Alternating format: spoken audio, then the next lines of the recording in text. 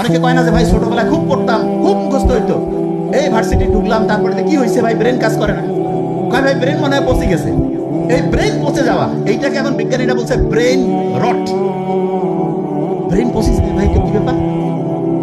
ব্রেইনের মধ্যে হচ্ছে ওই যে শয়তানি বদমাশি ঢুকলে ব্রেন পচে যায়। আচ্ছা, একজনের ব্রেন পচছে কিনা এটা কি বাইরে থেকে দেখার কোনো বুদ্ধি আছে? আছে।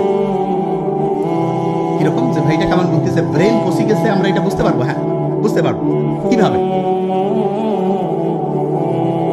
স্বাভাবিক যে কাজ, যেই কাজ করলে তার ভালো লাগার কথা, সেই কাজ যদি তার ভালো না লাগে তাহলে তার ব্রেন পচে গেছে। এক্সাম্পল দেখো, স্টুডেন্ট তার প্রধান কাজ কি বই পড়া, বই পড়তে তার ভালো লাগতেছে না, কি করতেছে? আজে বাজে কাজ করতেছে, ব্রেন পচার একটা লক্ষণ। বাপ্পার সাথে ভালো আচরণ করার কথা, করতেছে না, ব্রেন পচে গেছে। টিচারের সাথে সম্মান পূর্বক আচরণ করা উচিত, করতেছে না, ব্রেন পচে গেছে। অনেকে কয় না জেনজি আছে না, জেনজি এই জেনারেশন, যেটা জেনারেশন জুমার্স, এরা খুব ভালো খুব খারাপ। খুব ভালো কারা? যাদের ব্রেন পরিষ্কার আছে, স্বচ্ছ আছে। আর ধ্বংস কারা হচ্ছে? যারা ব্রেন পচাই ফেলছে।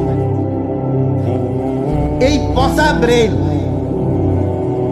এইটাকে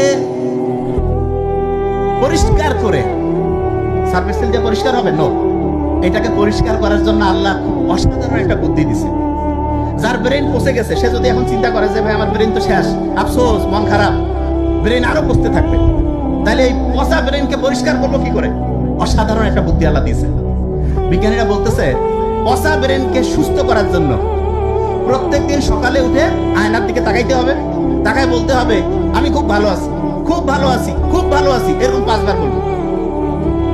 আমরা প্রত্যেক নামাজে প্রথম যখন ফজর শুরু করি, প্রথম সূরাটা আমরা কি পড়ি? সূরা ফাতিহা। আলহামদুলিল্লাহি রাব্বিল আলামিন, আল্লাহ তোমার কাছে খুব শুকরিয়া, খুব ভালো আছি।